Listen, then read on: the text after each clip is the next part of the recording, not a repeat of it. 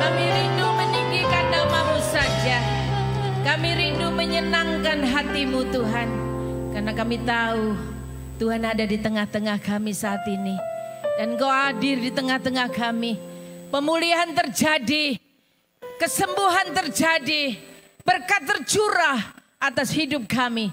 Dan kami pulang dari tempat ini. Kami boleh memberitakan bahwa Yesus yang kami sembah itu dahsyat dan ajaib.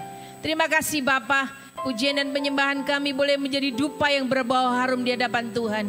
Karena kami rindu satu hal, kami hanya rindu menyenangkan hati-Mu saja. Kalau sebentar kami akan mendengarkan sebagian dari firman-Mu. Urapi hamba-Mu dengan urapan khusus dari surga. Biar setiap firman yang kami sampaikan tidak akan pernah kembali sia-sia. Tapi firman itu boleh menjadi jawaban bagi hidup kami. Boleh mengubah kami. Terima kasih Bapa, kami siapkan hati dan pikiran kami untuk menyambut kebenaran firman-Mu. Dan kami sambut kebenaran firman-Mu hanya di dalam satu nama. Di dalam nama Tuhan Yesus Kristus. Semua yang siap mendengar firman Tuhan, sama-sama katakan amin. Silakan duduk. Saudara, saya mau bertanya, siapa di tempat ini yang hari ini bahagia? Amin. Semua bahagia. Ya. Saya tanggal 9 bulan 9 kemarin, saya tepat wedding anniversary yang ke-25. Saya tanya kepada suami saya, selama 25 tahun apakah kamu bahagia hidup bersama saya? Saya tanya lagi di sini, apakah kamu bahagia sayang hidup sama aku? Banter ya saudara, puas bahagia. Ya saudara, perempuan itu kalau 20 tahun, umurnya 20 tahun, kayak bola kaki ya, sepak bola. Umur 20 tahun diperebutkan berapa? 24 laki-laki. Benar ya saudara? Ini hanya ilustrasi saja. Kalau umur 30 tahun kayak bola basket. Diperebutkan 12 laki-laki. Tambah lama tambah modon saudara. Umur 40 kalau perempuan kayak bola pingpong. Diperebutkan cuman 2 laki-laki. Nah ini, kalau umurnya sudah gocap ke atas, kayak bola golf. Ya, dipegang satu laki-laki, kemudian pengen diuncal no sing ado saudara. Enggak ya. Kita dipegang satu laki-laki dan dicintai laki-laki itu. Supaya kita bahagia bersama Tuhan kita. Amin. Tepuk tangan dong buat Tuhan kita. Kita semua di tempat ini berbahagia. Karena punya Tuhan yang dahsyat dan ajaib. Mazmur pasal 37 ayat keempat. Mazmur 37 ayat yang keempat. Dan bergembiralah karena Tuhan. Maka ia akan memberikan kepadamu apa yang diinginkan hatimu. Luar biasa. Artinya kebahagiaan itu harus benar-benar berasal dari hubungan pribadi kita dengan Tuhan. Bukan dari hal-hal duniawi. Jadikan Tuhan itu sumber yang utama dari kebahagiaan kita. Bukan karena kita punya pabrik yang besar, no. Bukan karena kita punya deposito yang banyak. Yang katanya 7 turunan gak habis. Saudara, saya kalau ingat orang bilang, wah kekayaanku itu 7 turunan gak habis. Saya ingat, saya ini harusnya jadi ya konglomerat. Kenapa? Saya itu masih ada, ya marga saya itu, saya itu Saiji, Ji mewah. Masih ada hubungannya dengan Ji Samsu. Saudara, berhubung saya keturunan ke-8 waktu itu, entek saudara. Yang dulunya harusnya 7 turunan gak habis Ji Samsu, saya keturunan ke-8. Tapi percayalah, keturunan 8 pun bisa diangkat kalau kita bersama dengan Tuhan yang punya langit bumi beserta dengan isinya. Amin. Iya, bergembiralah karena Tuhan. Itu berarti kita menikmati hadiratnya. Bersukacita saat kita menyembah Tuhan. Kita bisa merasakan kehadirannya, itu luar biasa. Bukan karena kondisi luar. Maka Tuhan akan memberikan kepadamu apa yang diinginkan oleh hati saudara. Amin. Ini seringkali yang disalahpahami oleh banyak orang. Banyak orang berpikir, wah nek gitu aku seneng-seneng aja sama Tuhan. Maka Tuhan pasti akan berikan kepada aku yang mau. No, bukan itu maksudnya. Ketika kita benar-benar bersukacita di dalam Tuhan. Ketika kita benar-benar bersukacita di dalam Yesus Kristus. Hati kita ini dirubahkan. Hati kita ini diubah oleh Tuhan. Keinginan kita ini selaras dengan kehendak Tuhan. Keinginan kita ini selaras dengan surga. Ya, keinginan kita nggak bertentangan dengan firman Tuhan, saudara. Saudara berkata, wah nek gitu aku seneng-seneng sama Tuhan. Nanti kan Tuhan akan memberikan apa yang diinginkan hatiku. Ya, kepingin punya istri 2. Ada lagi yang berkata, ya hidup senang-senang sajalah. Ada ya, orang dunia berkata, muda foya-foya. Ya, apa itu ya? Muda foya-foya, tua kaya raya, mati masuk surga. Cobaan saudara, nendak kere. Muda, foya-foya. Tuanya bisa kaya raya dari mana? Enggak ada. Itu kecuali kalau 7 turunan tadi saudara. Ya, ngimpi itu. Ayo bangun. Karena orang-orang yang bermimpi saja. Tuhan gak akan pernah mengenapi keinginan-keinginan yang tidak sesuai dengan kehendaknya. Tapi hati yang dipenuhi oleh Tuhan. Pasti dia menginginkan hal-hal yang berkenan di hati Tuhan.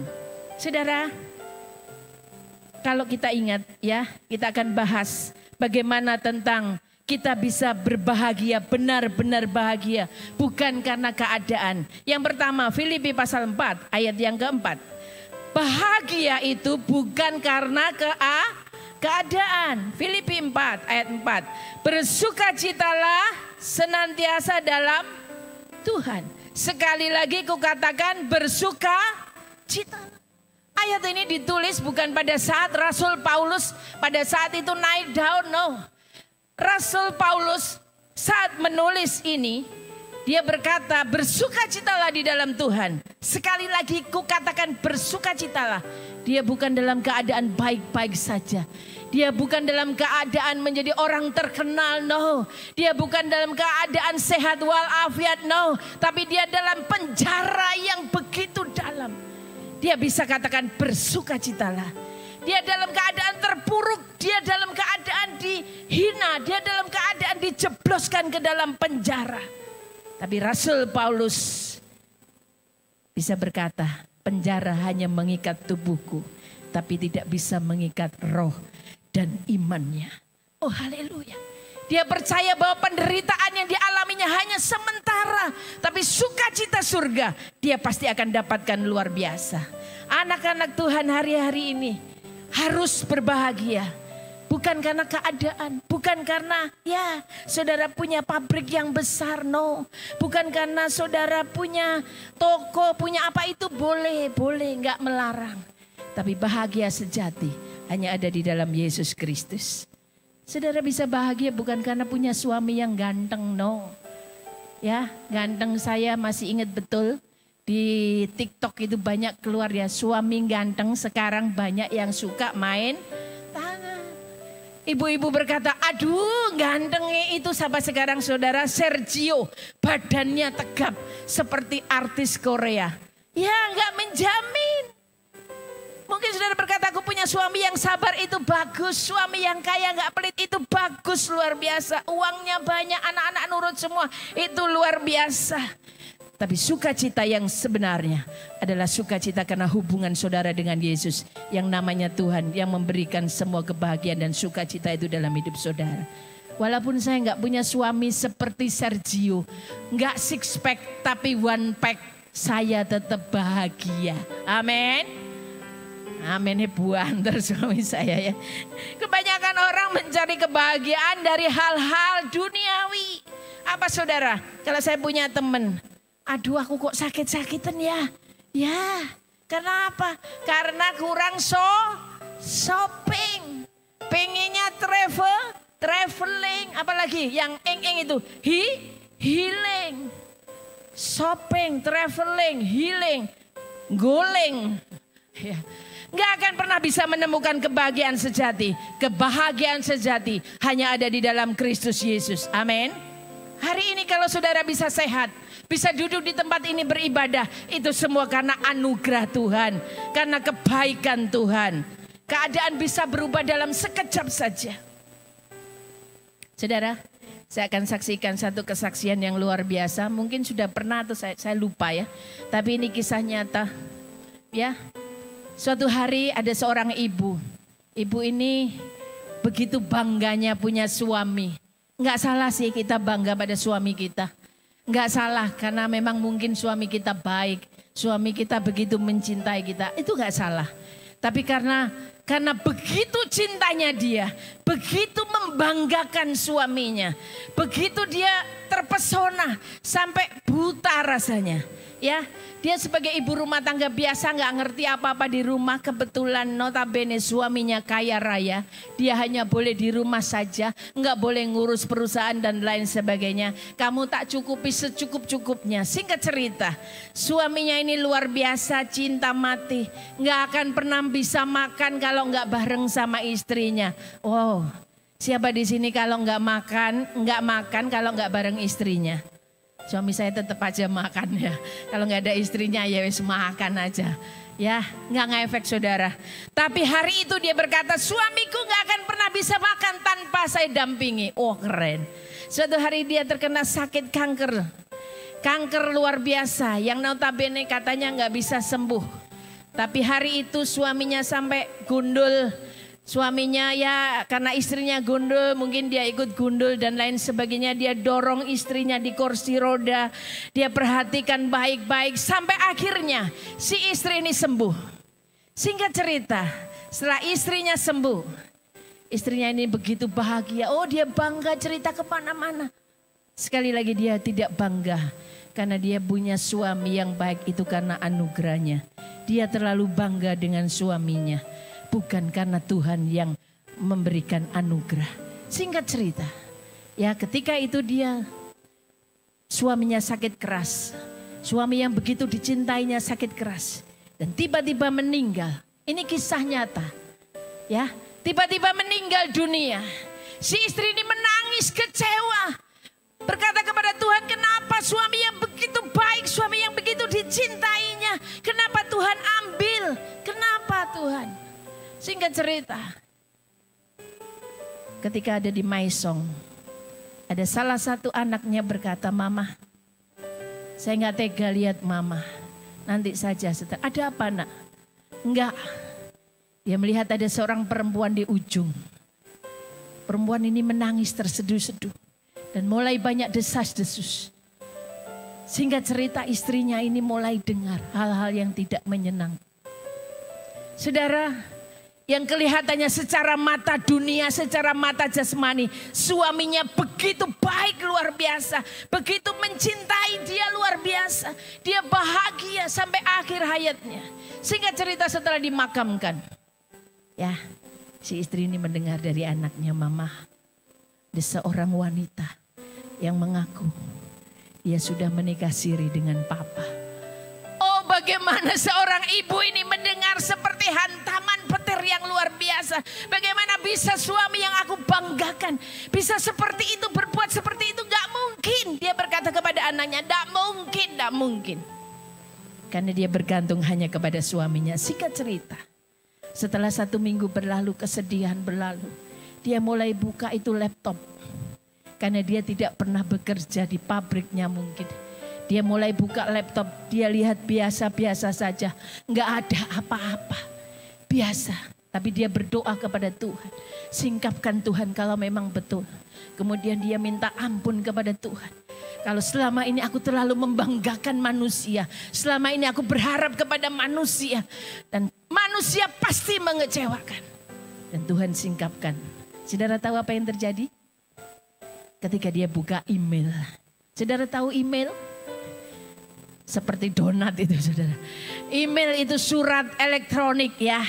Di dalam laptopnya mulai dibuka. Apa yang terjadi? Di dalam email itu ada kata-kata mesra kepada wanita lain. Ada banyak hal-hal yang membuat dia terkejut. Ada banyak hal-hal yang membuat dia gak bisa berpikir bagaimana bisa bisa. Laki-laki yang begitu mencintai dia bisa berbuat di belakang seperti itu. Dan singkat cerita, dia buka lebih dalam lagi. Dia buka rekening koran. Transfer mengalir setiap bulan. Sekian puluh juta, sekian puluh juta. Terus kepada si wanita itu. Dan hari itu dia kecewa berat. Dia menangis. Dia nggak bisa berbuat apa-apa. Putus asa. Tapi ingat satu hal. Ada seorang ibu berkata temannya, sudah orang yang sudah meninggal. Urusannya sama Tuhan. Ibu ini berkata, ya seandainya aku tahu dari dulu. Aku nggak akan pernah berharap kepada manusia. Hari ini seberapa baik. Ya kita boleh bangga kepada suami kita.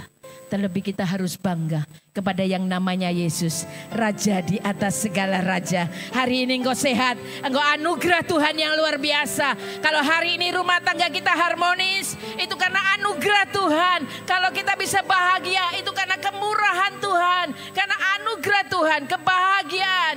Ketika kita datang di dalam hadirat Tuhan. Itu memberikan kebahagiaan yang sejati. Ketika kita percaya bahwa bersama Tuhan itu sudah cukup, itu berarti bahagia. Amin. Kebahagiaan sejati bukan apa yang ada di luar kita, tapi apa yang ada di dalam kita. Hati yang percaya dan bersandar kepada Tuhan saja.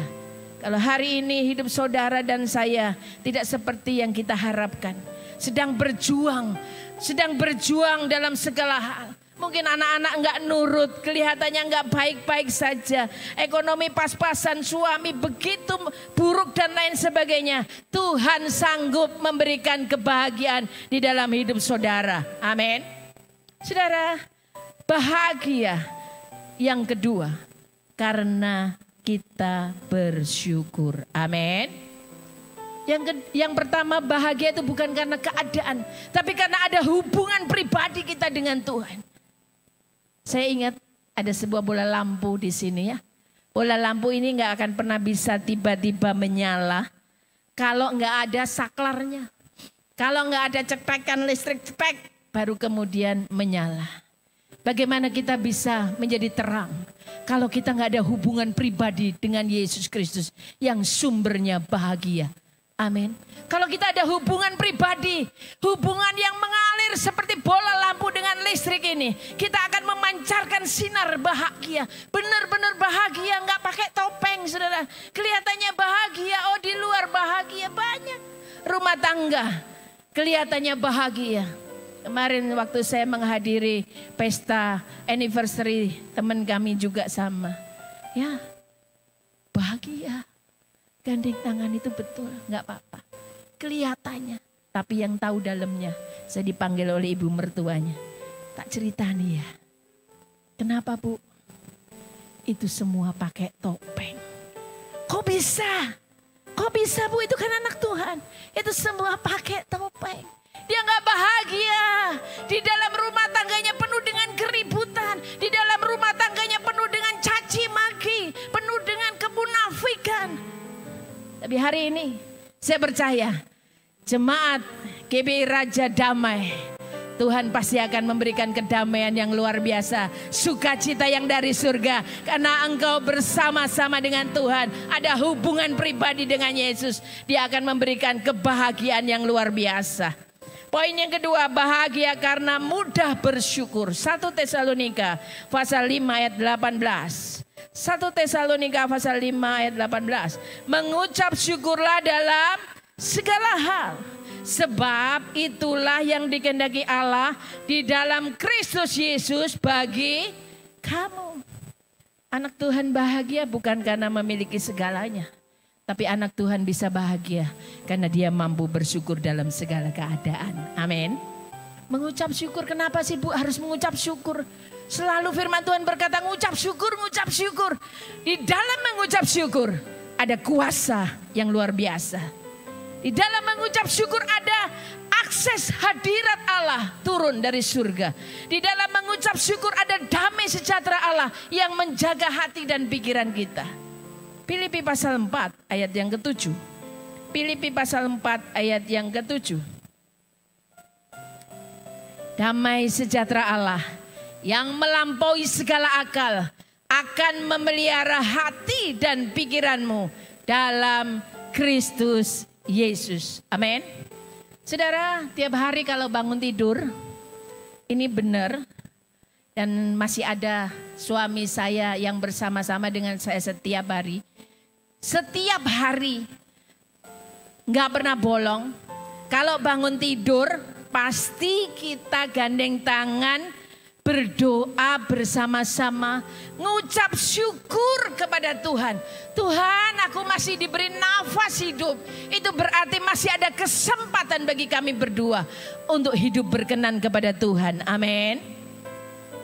Kita gandeng tangan berdoa, Tuhan terima kasih buat anugerah-Mu.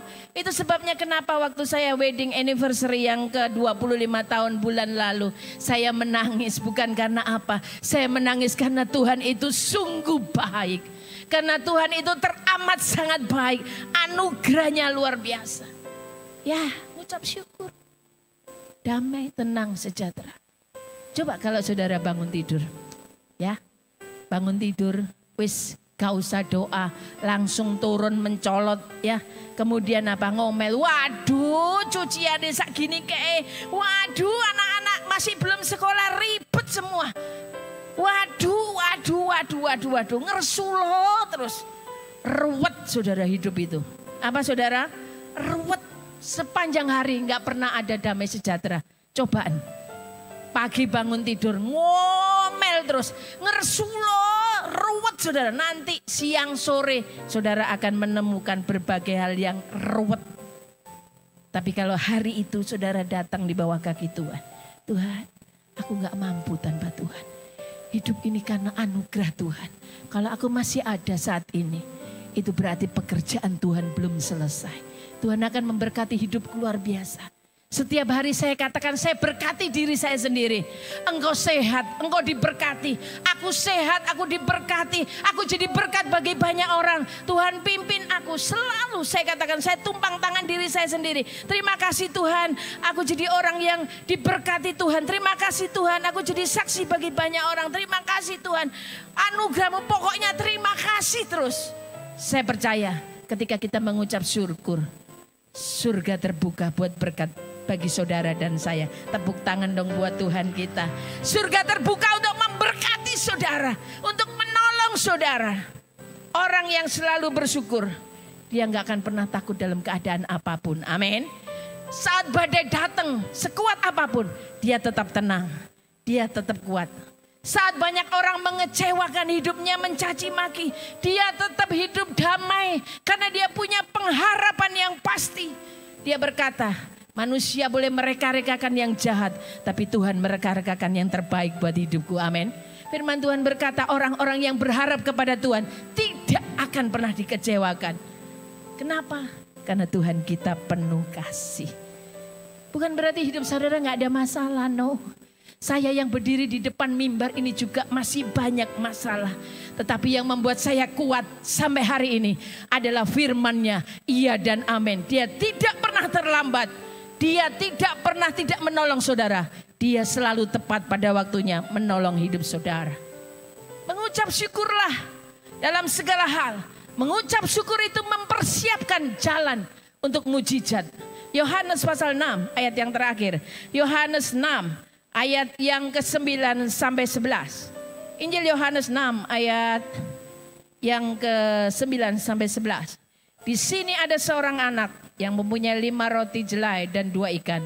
Tetapi apakah artinya itu untuk orang sebanyak ini? Saudara dengar cerita ini ya. Saudara pasti pernah dengar. 5.000 laki-laki yang akan dikasih makan oleh Yesus. Kata Yesus, suruhlah orang-orang itu duduk. Adapun di tempat itu banyak rumput, maka duduklah orang-orang itu. Kira-kira 5.000 laki-laki banyaknya. Lalu Yesus mengambil roti itu, mengucap syukur, dan membagi-bagikannya kepada mereka yang duduk di situ. Demikian juga dibuatnya dengan ikan-ikan itu, sebanyak yang mereka kehendaki. Saudara, seringkali kita mengalami keterbatasan. Ya, gak mungkin Tuhan. Bagaimana bisa 5 roti, 2 ikan Bisa ngasih makan 5.000 orang laki-laki, belum yang perempuan dan anak-anak. Nggak bisa. Secara logika, secara matematika nggak bisa. Nggak akan pernah bisa. Secara matematika duniawi nggak akan pernah bisa. Terbatas pikiran kita. Yang terbatas itu saudara dan saya, bukan Tuhan kita. Tuhan kita tidak pernah terbatas. Amin. Murid-muridnya panik. Nggak bisa Tuhan. Apa yang harus aku lakukan? Beli juga nggak mungkin. Karena begitu cukup besar. 5.000. Manusia seringkali melihat keterbatasan hidupnya. Saya kalau ingat ini saudara. Saya kalau ingat firman Tuhan ini. Saya menangis dan berkata, Tuhan, Engkau memang Tuhan yang gak terbatas. Saya ingat suami saya itu hanya lulusan elektronik. Ya, saya gak kuliah. Saya orang desa. Suami saya kuliah tapi drop out. Saudara tahu drop out? Ya, gak nutup sekolahnya. Ya, dia jurusan elektronik. Gak nyambung dengan pekerjaannya yang sekarang. Bagaimana bisa dia membangun begitu banyak proyek-proyek, gak nyambung, gak bisa. Cuma nyoder yang namanya setrika, yang namanya ya kipas angin, mesin cuci, nyoder-nyoder berapa saja, cuman itu. Tapi ketika engkau bersama dengan Yesus, apa yang kelihatannya mustahil bagi manusia, tidak ada yang mustahil bagi Tuhan. Ketika dipanggil oleh salah satu perusahaan yang besar, salah satu kontraktor terbesar di Jakarta. Kami gak punya PT. Kami gak punya apa-apa, pegawai cuma sedikit. Gak punya PT, gak punya apa-apa. Dan itu mengharuskan kami memberikan company profile. Company profile yang begitu ya luar biasa sehingga bisa diterima. Tapi kami gak punya. Suami saya cuma berkata, Pak, kami gak punya PT. Cobalah Pak, bagaimana caranya? Kami berdoa siang malam, bagaimana bisa Tuhan? Aku menjangkau kontraktor yang besar itu. Aku cuma biasa saja. Tapi aku punya Tuhan yang dahsyat. Hari itu, ketika bertemu dengan salah satu petingginya. Suami saya cuma berkata, ayo tak bawai yang namanya beras kencur. Saudara tahu beras kencur? Ya, yang notabene nggak nyambung. Apa nyambungnya dengan company profile dengan beras kencur? Nggak bisa saudara. Secara nalar, secara pikiran nggak mungkin bisa. Tapi hari itu beras kencur dibawa. 5 beras kencur botol besar-besar dia bawa. Bersama Yesus aku lakukan perkara-perkara yang dahsyat dan ajaib. Dan hari itu, ya sudah Pak, nggak apa-apa, yang penting Bapak bisa kan? Bisa Pak, kita mengerjakan semua pekerjaan Bapak dengan penuh tanggung jawab dan tidak ragu-ragu. Dia berkata bisa, bersama Yesus aku lakukan perkara yang dahsyat. Dan sampai hari ini, company profile itu tidak pernah kami buat. Tapi kami masih bisa bekerja sama dengan perusahaan besar. Tepuk tangan dong buat Tuhan kita. Tepuk tangan yang paling dahsyat. Yang kelihatannya gak mungkin bagi manusia. Tuhan bisa buat mungkin. Karena mengucap syukur itu membuka jalan mujizat. Amin. Mengucap syukur itu membuka mujizat. Yesus waktu memegang roti, dia gak langsung bagikan. Ini rahasianya. Yesus memegang roti, dia nggak langsung dibagikan ke 5.000. Apakah bisa? Bisa. Tapi Tuhan kita memberi contoh yang luar biasa. Ketika dia memegang roti, dia angkat itu roti. Dia mengucap syukur kepada Bapa yang di surga. Dia katakan, aku mengucap syukur. Dan setelah mengucap syukur, roti itu baru dibagi-bagikan. Dan apa yang terjadi? Roti itu mengalami multiplikasi yang luar biasa. 2 ikan, 5 roti bisa menghidupi 5.000, bahkan sampai lebih 12 pak. Saudara, pelajaran apa yang bisa kita dapatkan dari firman Tuhan? Engkau mungkin gak punya apa-apa. Saudara mungkin terbatas. Tuhan, aku lo gak punya apa-apa. Apa yang bisa aku lakukan? Hari ini engkau mengucap syukur dengan apa yang ada. Tuhan bisa buat mujizat yang luar biasa. Engkau cuma menengadah tangan ke atas dan berkata, Tuhan, aku mengucap syukur atas apa yang sudah aku punya. Tapi aku akan melakukan bagianku. Tuhan pasti akan melakukan bagiannya. Amin. Hari ini jangan pernah ngersuloh. Saudara tahu ngersuloh, menggerutu, ngomel dan lain sebagainya. Saudara harus belajar mengucap syukur. 5 roti 2 ikan dimakan sampai kenyang, bahkan 12 bakul lebihnya. Saudara, Tuhan ingin saudara ucap syukur. Hati saudara tulus seperti anak kecil ini. Anak kecil ini tidak hitung-hitungan sama Tuhan. Anak kecil ini cuman bekalnya 5 roti 2 ikan, harusnya dia makan sendiri. Harusnya anak ini bilang, enggak, itu kan buat aku. Nanti kalau diambil bagaimana? Aku bisa lapar, aku bisa mati nanti semalaman. Enggak mungkin Tuhan, aku enggak mau. Saudara kalau terima harus kasih. Saudara terima harus kasih. Jangan terima, enggak pernah beledos saudara. Anak kecil ini punya hati yang tulus. Ayo kita punya hati yang tulus. Tuhan sudah kasih apa buat saudara dan saya. Kembalikan dengan tulus. Semuanya untuk kemuliaan Tuhan. Ketika kita punya hati yang tulus, enggak pelit. Pelit bukan cuma soal uang saja. Engkau enggak pelit mendoakan orang. Engkau enggak pelit berdoa bagi banyak orang. Engkau enggak pelit besuk dari rumah sakit A ke rumah sakit B. Engkau enggak pelit kepada saudaramu bersaksi bahwa Yesus itu dahsyat. Engkau enggak pelit apa yang kau punya. Engkau bagikan semuanya untuk hormat kemuliaan Tuhan. Maka Tuhan akan melipat gandakan hidupmu luar biasa. Bukan cuma saya, tapi saudara juga diberkati luar biasa. Amin. Mungkin gaji saudara pas-pasan. Ayo belajar mengucap syukur. Masalah boleh ada, datang silih berganti. Tapi ketika saudara angkat tangan dan berkata, Tuhan engkau terlalu baik bagiku. Tadi pagi saya ceritakan ada seorang ibu. Ibu ini bukan saja cuman kena 1 kanker. Dia bukan saja kena 2 kanker. Dia bukan saja kena 3 kanker. Tapi ada 7 kanker di dalam tubuhnya. Tapi dia berkata waktu itu kesaksian di PD kami. Dan dia berkata, oh Tuhan Yesus itu baik. Dia bersaksi, kalau seandainya Tuhan mau menyembuhkan saya, detik ini juga Tuhan bisa menyembuhkan saya. Dia kena kanker hati, kanker pankreas, kanker tulang, kanker usus, kanker apa lagi semua. 7 macam kanker. Tapi dia hari itu berkata, aku mengucap syukur. Kalau sampai hari ini aku ada, itu berarti tugasku belum selesai. Oh dahsyat. Tuhan bangga sama orang-orang seperti ini. Saya menangis menitikkan air mata. Oh Tuhan, aku masih belum bisa seperti ini. Tapi Tuhan pakai ibu ini luar biasa. Dia pergi ke luar pulau. Dia pergi ke Papua. Dalam keadaan terseok-seok, bukan dalam keadaan sehat, no. Kalau saudara dan saya hari ini sehat, itu anugerah Tuhan. Hari itu dia dengan 7 kanker pergi ke Papua bersama dengan suaminya. Didorong pakai kursi roda. Dia mungkin berjalan berdiri terseok-seok dengan wajah yang kuyu. Tapi hari itu dia menyaksikan bahwa Tuhan yang disembah, Tuhan yang dahsyat. Dia mengucap syukur. Dan hari itu, di tempat itu, banyak kesaksian terjadi luar biasa.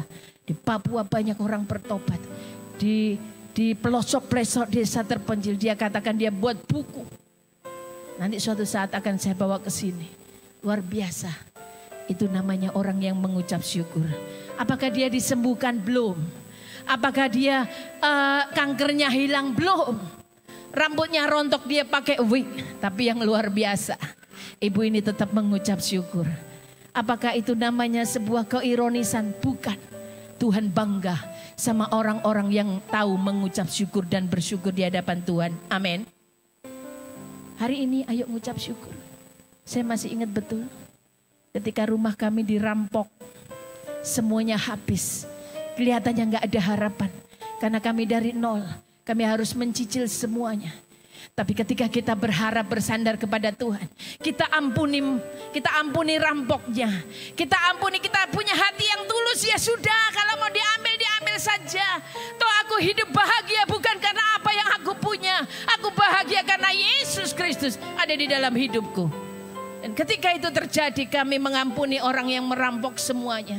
Kami bergandeng tangan berdoa. Tuhan pulihkan. Gak cuman seperti yang kemarin.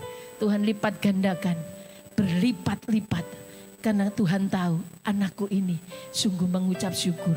Amin. Ayo kita simpanlah